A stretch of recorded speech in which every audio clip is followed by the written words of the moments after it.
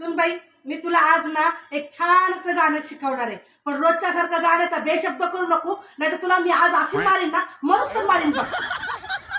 हो आत्याबाई, तुम्ही बोला, मी तुमच्या पाठीमागेच बोलते.